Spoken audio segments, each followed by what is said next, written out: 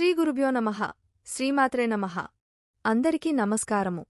మహాశివరాత్రి రోజు శివుడికి ఎలాంటి అభిషేకం చేస్తే, ఇంట్లో శివుడు దగ్గర దీపం ఎలా వెలిగిస్తే, ఏ మంత్రం చదువుకుంటే శివ అనుగ్రహం వల్ల ధన, కనక, వస్తు, వాహన ప్రాప్తిని పొందవచ్చో ఈ వీడియోలో మనం తెలుసుకుందాం. ఈ వీడియోకి ఒక లైక్ వేసి మీ ఫ్రెండ్స్కి షేర్ చేయండి. అలాగే హరహర మహాదేవ అని ఒక చిన్న కామెంట్ చేయండి. అలాగే దయచేసి వీడియోని స్కిప్ చేయకుండా పూర్తిగా చూడండి. హిందుమతంలో మహాశివరాత్రి అత్యంత విశిష్టమైనది. మాఘమాసంలో కృష్ణపక్షాన చతుర్దశి తిథిలో వస్తుంది. శివరాత్రి రోజు శివుడు అర్ధరాత్రి సమయంలో కోటి సూర్యసమప్రభతో లింగాకారంలో ఆవిర్భవించడం వల్ల దీనికి శివరాత్రి అనే పేరు వచ్చింది. మహాశివరాత్రి రోజున భక్తులు పరమేశ్వరుడిని భక్తిశ్రద్ధలతో పూజిస్తూ ఉంటారు.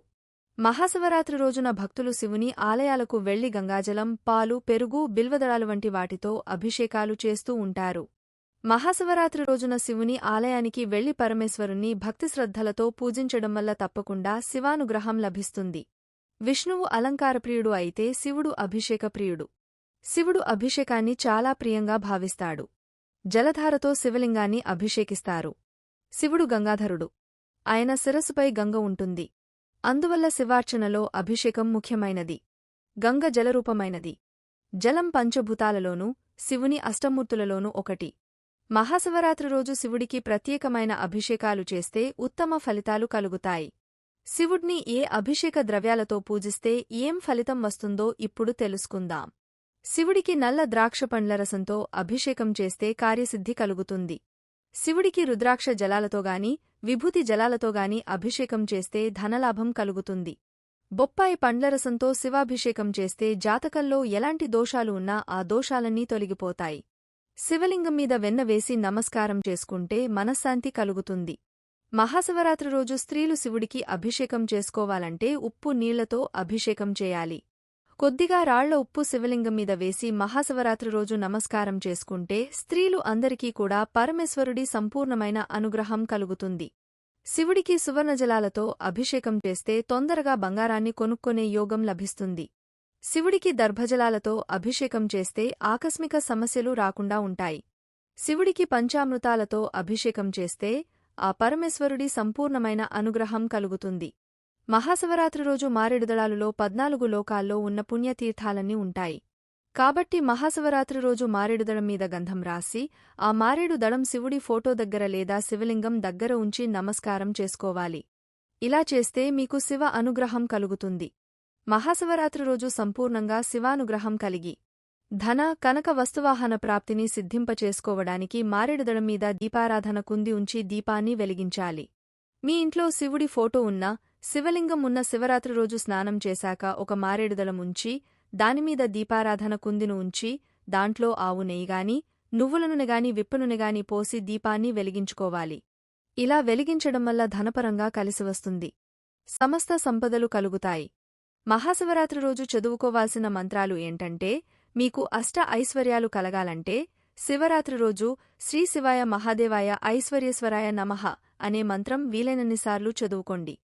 మీరు దీపం పెట్టాక కనీసం 21 సార్లు చదువుకోండి. ధనపరంగా కలిసి వస్తుంది. జాతక దోషాలు, నవగ్రహ దోషాల వల్ల సమస్యలు ఎదుర్కొంటున్న వాళ్లు ఓం నమో భగవతే రుద్రాయ మంత్రం చదువుకోండి. ఈ మంత్రం చదువుకుంటే గ్రహదోషాలని కూడా తొలగిపోతాయి. నవగ్రహాల అనుగ్రహం కలుగుతుంది. ఇలా శివుడికి అభిషేకం చేసుకోవడం, శివుడి దగ్గర దీపం పెట్టుకోవడం, శివుడికి సంబంధించిన మంత్రాలు చదువుకోవడం చేయండి. మహాశివరాత్రి రోజు రాత్రిపూట 11:30 నుంచి అర్ధరాత్రి 1 వరకు లింగోద్భవం కాలం ఉంటుంది. ఈ సమయంలో శివుడికి అభిషేకం చేస్తే అద్భుత ఫలితాలు కలుగుతాయి. కాబట్టి శివరాత్రి రోజు పూజ చేయాల్సిన సమయం ఏంటంటే రాత్రి 11:30 నుంచి అర్ధరాత్రి 1 మధ్యలో శివుడికి అభిషేకం చేసుకున్నా, శివపూజ చేసుకున్న అద్భుత విజయాలు లభిస్తాయి.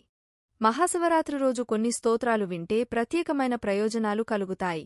మహాశివరాత్రి రోజు శివపంచాక్షరీ స్తోత్రాన్ని విన్నా కూడా ఆర్థిక, ఆరోగ్య, కుటుంబ సమస్యలన్నీ కూడా తొలగిపోతాయి. భయంకరమైన ఆర్థిక ఇబ్బందులు, రుణబాధలు, వృధా ఖర్చులు ఉన్నవాళ్లు దారిద్ర్యదహన శివస్తోత్రాన్ని మహాశివరాత్రి రోజు వినాలి.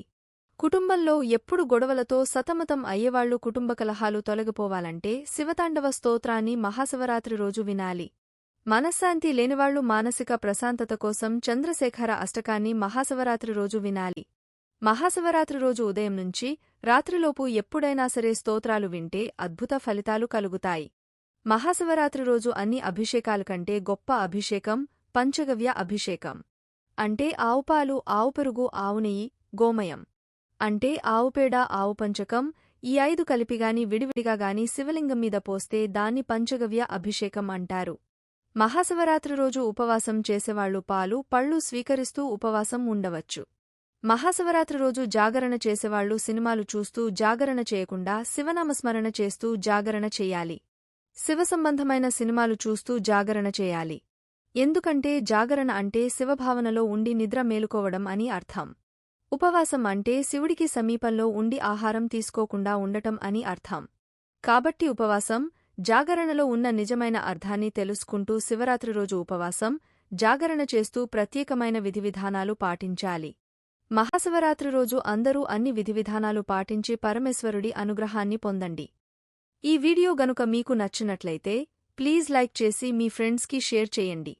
అలాగే మా కొత్త వీడియోస్ మీకు వెంటనే చేరాలంటే మా ఛానల్ని సబ్స్క్రైబ్ చేసుకొని పక్కనే ఉన్నటువంటి బెల్ ఐకాన్ని ప్రెస్ చేయండి.